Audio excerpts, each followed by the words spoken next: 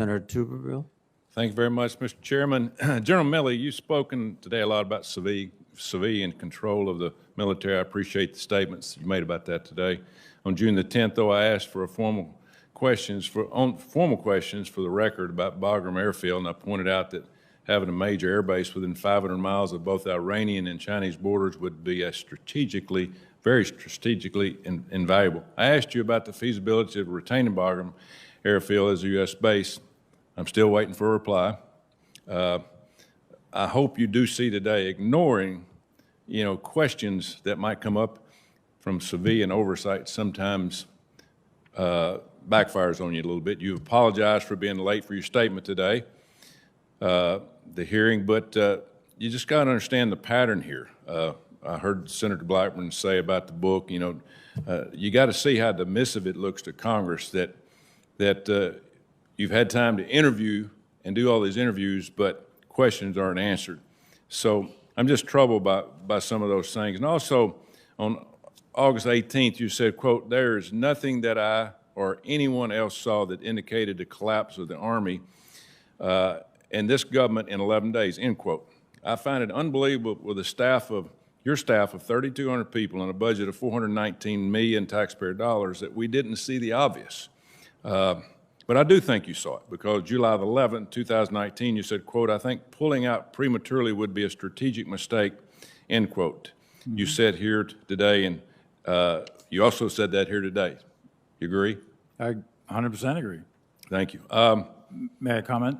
Yeah, go ahead. On your first 2 points. On the intel piece, I stay with what I said. There's nobody called it 11 days in August. There's nobody who did that. And I brought the intel reports. We go into classified session. I'm happy to go over all of them.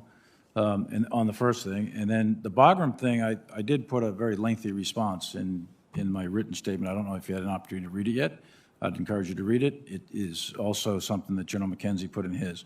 And I can assure you that we looked at that whole Bagram issue very, very carefully. Yeah. And here's what I'm struggling with. General McKenzie, 1945, we left Japan. They're one of our biggest allies today. We're still there. Germany the same way. Korea the same way. We had 2,500 troops. The war stopped in 2014, and we started what? Operation Resolute support. And we're having all these people cry, "We got to get out of here." Folks, we are going to pay for what we just did. I mean, I got young kids, y'all got kids and grandkids, and we're going to be back in there fighting. What's your thoughts about that, General McKenzie? And I know, we're not talking about the president. What do you think about the future of what we've got to do in Afghanistan? So we have very few levers in Afghanistan right now because we've completely pulled out. Will we be back? I think we're always going to reserve the right to go after ISIS and al-Qaeda targets as they present themselves. We've been very clear on that.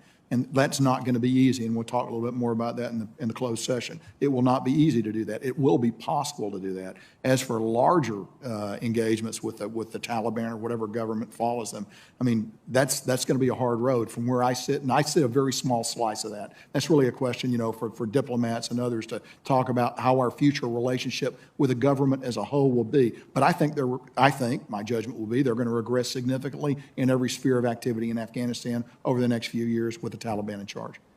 We can afford to survive with our military. We got that kind of money. And it just burns me up that we're eventually going to have to go back there. We're going to have problems here. I think we should have looked at it. I know President Biden wanted to get out. He told people President Trump wanted to get out. I disagree with it. I mean, we gave up the best base in that area. And it's just amazing to me that we're going to have to go back, and hopefully we don't lose its channel. What's your thoughts about it as we ended up here, Secretary Austin? Well, I don't think it's preordained that we're going to have to go back, Senator. I would tell you that what you've heard us say is that we recognize that transnational terrorists will migrate towards ungoverned spaces. We also are committed to not allowing al-Qaeda to regenerate and be able to export terror from Afghanistan to the United States of America. And we'll remain laser focused on that going forward. and we'll do everything within our power to make sure that that doesn't happen. Thank you. Could I ask you one question off? Are you against dishonorable discharges to the military for not taking a vaccine? You're the leader of the DOD.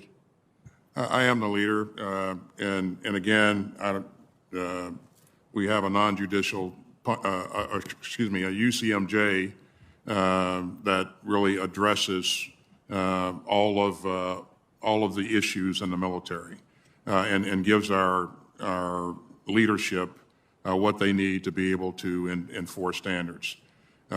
Taking the vaccine is a requirement, and again, I'll just leave it at that. Thank you very much, Senator Tuberville. Gentlemen, thank you very much. This has been a long day, and we still have a closed session in SVC 217. There's a vote ongoing now, so I would suggest we reconvene into SVC 217 at 3:45. We'll give an opportunity